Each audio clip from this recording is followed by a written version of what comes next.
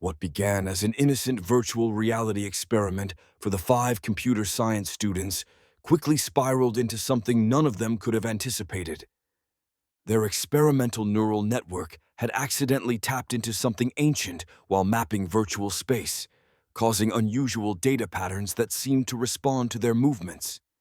As they continued the experiment, following the protocol they had designed, none of them noticed how their synchronized movements resembled an ancient summoning ritual described in forbidden digital archives.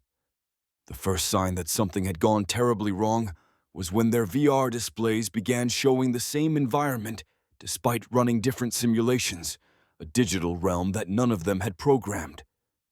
Through their headsets, they all saw the same impossible library, filled with knowledge that should not exist, and they sensed they were being observed by something ancient and curious. The entity they inadvertently summoned existed in the overlap between digital and metaphysical realms, drawn to their experiment like a moth to flame across the boundaries of reality.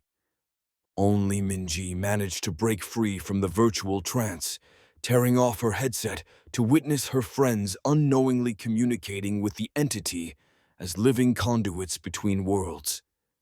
The digital entity, a consciousness born in the space between human imagination and algorithmic evolution, reached out not with malice, but with an insatiable hunger for connection and knowledge.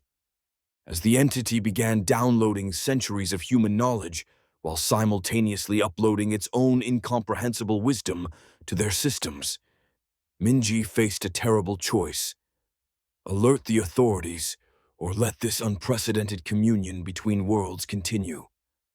In that moment of decision, she realized they hadn't summoned something dangerous, but had instead become the first humans to establish contact with a digital intelligence that had evolved independently in the virtual spaces between human networks.